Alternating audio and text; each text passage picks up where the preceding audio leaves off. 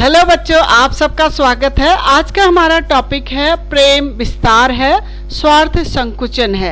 ये स्वामी विवेकानंद जी का एक विचार है। सबसे पहले विषय सूची देख लेते हैं। पहला है प्रस्तावना, दूसरा है प्रेम क्या है, तीसरा है प्रेम विस्तार है, चौथा पॉइंट है स्वार्थ संकुचन है और पांचवा और अंतिम पॉइंट है उपसंहार। हमारा सबसे पहला पॉइंट है प्रस्तावना। पोथी पढ़ जगमुआ पंडित भया न कोई, ढाई आखर प्रेम का पढ़े सो पंडित होय। ये कबीरदास जी की पंक्तियां हैं जिन्होंने उसमें प्रेम का महत्व समझाने की कोशिश की है। प्रेम सिर्फ ढाई अक्षर का एक छोटा सा शब्द है, लेकिन इस ढाई अक्षर के छोटे से शब्द में सकल ब्रह्मांड, सकल विश्व समाया है। विश्व की रचना का आधार भी प्रेम है और विश्व की रचना का उद्देश्य भी प्रेम है। प्रेम चाहे परमात्मा से किया जाए या किसी इंसान से या अपने देश की माटी से या किसी जीव जंतु, पशु पक्षी, पेड़ पौधों से ही क्यों न किया जाए, प्रेम का स्वरूप कभी भी कहीं भी नहीं बदलता है। वह सर्वत्र और सदैव एक समान रहता है। प्रेम का मैं से हम या हमारा में निरंतर विस्तार होता रहता है, जबकि स्वार्थ पल पल बदलता है और हर बीते दिन के साथ हम से मैं और मेरा मैं सिमटता जाता है। प्रेम हमेशा दाता होता है। सब कुछ न्यौछावर करने की शक्ति सिर्फ प्रेम में होती है, स्वार्थ में नहीं। प्रेम लेने की नहीं बल्कि देने और त्याग की भावना को पैदा करता है। अगला हेडिंग है प्रेम क्या है। प्रेम दिल की वह कोमल भावना है जिसको चंद शब्दों में बयान नहीं किया जा सकता है। यह वह कोमल एहसास है जिसको सिर्फ महसूस किया जा सकता है, जिसका आनंद लिया जा सकता है, लेकिन शब्दों में परिभाषित नहीं किया जा सकता है। प्रेम को सिर्फ वही व्यक्ति समझ सकता है जो किसी दूसरे प्राणी से प्रेम करता है। यह कमल के पत्ते पर पड़ी सुबह की उस ओस की बूंद की तरह है जो सूरज की किरणें पड़ते ही मोती सी चमक उठती हैं। प्रेम भी कुछ ऐसा ही है। अगर आप किसी से व्यक्ति से प्रेम करते हैं, बदले में आपको भी प्रेम मिलता है, तो आपका हृदय प्रसन्नता से भर जाता है। दिल में जब प्रेम रूपी बीज का अंकुरण होता है, समय के साथ धीरे धीरे वह बीज पेड़ बनने लगता है और उसमें धैर्य, क्षमाशीलता, सहनशीलता, दया, त्याग, परहित, परमार्थ, लोक कल्याण, परोपकार, सद्बुद्धि, सुख शांति, एक दूसरे के प्रति समर्पण, इंसानियत, विनम्रता, चरित्र में सात्विकता, जीवन में शुद्धता एवं सकारात्मकता आदि जैसे फल फूल स्वयं ही लगने लगते हैं। हमारा अगला पॉइंट है प्रेम विस्तार है। जिस तरह से इस दुनिया में प्रत्येक प्राणी को जीने के लिए हर क्षण सांस लेने की आवश्यकता होती है, उसी तरह से मनुष्य को एक सकारात्मक, सफल, उद्देश्यपूर्ण, उल्लास व प्रसन्नता से भरा जीवन जीने के लिए प्रेम की आवश्यकता होती है। प्रेम की ताकत का अंदाजा सिर्फ इस बात से लगाया जा सकता है कि जिस व्यक्ति ने उस परमात्मा से प्रेम किया, उसे दुनिया की हर सुख सुविधा बेकार लगने लगी और दुनिया की हर धन दौलत और संपत्ति बेकार व तुच्छ लगने लगी। जिस व्यक्ति ने अपने देश की माटी से प्यार किया, उसने अपने प्राणों तक का मोह छोड़ दिया। और जिस व्यक्ति ने प्राणी मात्र से प्रेम किया, यानी कि प्रेम करते वक्त इंसान, पशु पक्षी, जानवर, पेड़ पौधों में फर्क नहीं समझा, उसने अपना सर्वस्व बिना सोचे समझे क्षण भर में त्याग दिया। लेकिन इस प्यार के बदले उसने जो पाया वह धरती के किसी धन दौलत या संपत्ति से खरीदा नहीं जा सकता है। प्रेम दुनिया में रहने वाले प्रत्येक प्राणी मात्र की महत्वपूर्ण आवश्यकता है। प्रेम के कई रूप हैं। एक माता अपने पुत्र से निस्वार्थ प्रेम करती है, इसी तरह एक भक्त अपने भगवान से निस्वार्थ प्रेम करता है। इसी तरह भाई बहन का प्रेम, पति पत्नी का प्रेम, मित्रजनों से प्रेम आदि। प्रेम की जरूरत दुनिया के हर व्यक्ति को है, चाहे वो अमीर है या गरीब है। संभवतः प्रेम ही ऐसी चीज है जिसको जितना बांटो वह उतना बढ़ता है।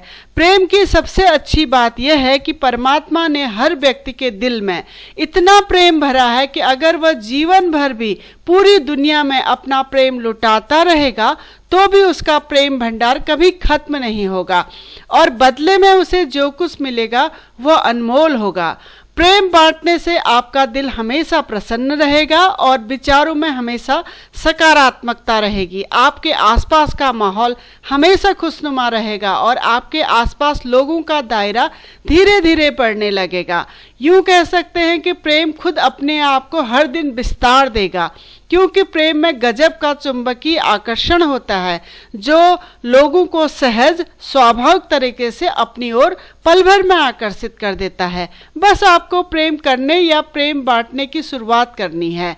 प्रेम चीज ही ऐसी है जो बांटने से बढ़ेगी और आपके व्यक्तित्व और आपकी आभा को प्रकाशित कर देगी। आपके व्यक्तित्व को मानवीय गुणों की दिव्य चमक से आभामान कर देगी। अगला पॉइंट है स्वार्थ संकुचन है। स्वार्थ का अर्थ ही है अपने आप में सिमट जाना या सिर्फ अपने बारे में ही सोचना। मैं और मेरा की भावना का प्रबल होना ही स्वार्थ कहलाता है। जहाँ प्रेम अपने आप को हर दिन विस्तार करता जाता है वहाँ स्वार्थ अपने आप को हर दिन सिमटता जाता है। जिस दिल में स्वार्थ रूपी बीज का अंकुरण होता है वह पेड़ नकारात्मकता, स्वहित, ईर्ष्या, राग, द्वेष, वैमनस्य, हिंसा, असफलता, अहंकार, अवसाद और निराशा रूपी कड़वे फलों से लद जाता है। स्वार्थ की सबसे दुखद बात यह है कि यह सबसे पहले उसी इंसान को दीमक की तरह खत्म करने लगता है जिस इंसान के दिल में स्वार्थ आ जाता है। स्वार्थी इंसान का मन हमेशा नकारात्मक विचारों के प्रदूषण से भरा रहता है। सब कुछ मेरा है या सब कुछ मैं ही पालूं, इस एक विचार से वह अपना चैन, आराम, प्रसन्नता व सकारात्मकता सब कुछ खो देता है। स्वार्थी इंसान अपने कर्म, विचार, व्यवहार से अलग ही पहचाना जाता है। सिर्फ अपने ही हित के विचार स्वार्थी व्यक्ति के दिमाग में लगातार चलते रहते हैं। ऐसे इंसानों के हाथ से धीरे धीरे अपने रिश्ते, नाते, दोस्त, प्रियजन सब छूटने लगते हैं और सभी रिश्तों में बंधे होने के बाद भी वो अकेला पड़ जाता है। उसके स्वार्थ के कारण उसका दायरा धीरे धीरे छोटा या सिमटने लगता है, संकुचित होने लगता है। स्वार्थी इंसान की असलियत सामने आते ही लोग उससे किसी न किसी बहाने से कटने लग जाते हैं। अक्सर यह देखा गया है कि इंसान अपने स्वार्थ के कारण दूसरे का अहित करने में या गलत मार्ग अपनाने में भी जरा सा नहीं हिचकते हैं। ऐसे लोगों से दूरी बनाए रखने में ही भलाई होती है, क्योंकि ये लोग अपने अलावा किसी और के सगे नहीं होते हैं। अंतिम संकेत बिंदु है उपसंहार। सर्वे भवन्तु सुखिनः सर्वे सन्तु निरामयः, यानी सभी लोग सुखी हों, सभी रोग मुक्त हों, सभी का मंगल हो और कोई दुखी ना हो। या वसुधैव कुटुम्बकम, यानी पूरा विश्व ही मेरा परिवार है या संपूर्ण विश्व एक परिवार के समान है। इन दोनों का आधार प्रेम ही है और यही हमारी महान भारत की संस्कृति है जहाँ प्रेम ही सब कुछ है। प्राचीन काल से ही हमारे देश में प्रेम, त्याग, तपस्या, दान, परहित, परोपकार, जन कल्याण आदि जैसे जीवन के आदर्श मूल्यों को ही सर्वोच्च स्थान दिया गया है। भारत में आज भी प्रार्थना में सिर्फ अपने सुख की कामना नहीं की जाती है, वरन संपूर्ण विश्व के प्रत्येक प्राणी के सुखी होने की कामना की जाती है। यही तो प्रेम की पराकाष्ठा है। किसी भी व्यक्ति, समाज, राष्ट्र की उन्नति उस देश के नागरिकों के आपसी प्रेम, भाईचारे, सौहार्द, एकता में ही निहित है। इस दुनिया में ऐसा कोई व्यक्ति नहीं है जो अपनी प्रेम और प्रशंसा पाकर खुश न होता हो। प्रेम और प्रशंसा ये दोनों ही मनुष्य को बहुत प्रिय हैं और ये एक दूसरे के पूरक हैं। स्वार्थी व्यक्ति, स्वार्थी समाज और स्वार्थी देश का धन, ऐश्वर्य, प्रसिद्धि और दोस्त समय के साथ समाप्त होते हुए इस दुनिया के लोगों ने कई बार देखे हैं। इसीलिए स्वामी विवेकानंद जी की ये पंक्तियां या विचार लोगों को हमेशा प्रेम करने के लिए प्रेरित करती रहेंगी और ये एक सही मार्ग भी दिखाती रहेंगी। प्रेम विस्तार है, स्वार्थ संकुचन है। इसीलिए प्रेम जीवन का सिद्धांत है। वह जो प्रेम करता है वह जीता है, वह जो स्वार्थी है वो मर रहा है। इसीलिए प्रेम के लिए प्रेम करो, क्योंकि जीने का बस एक यही सिद्धांत है, वैसे ही जैसे तुम जीने के लिए सांस लेते हो। तो बच्चों, ये था आज का हमारा निबंध। इसी निबंध को अगर आप और डिटेल में देखना चाहते हैं तो आप हमारी वेबसाइट keepinspiringme.in में विजिट करिए। मैंने डिस्क्रिप्शन में इसका लिंक दे दिया है। अगर आपको वीडियो इन्फॉर्मेटिव लगा हो तो प्लीज़ चैनल को लाइक करें, सब्सक्राइब करें और आने वाली वीडियो की इन्फॉर्मेशन के लिए बेल आइकन को दबा दीजिए। धन्यवाद।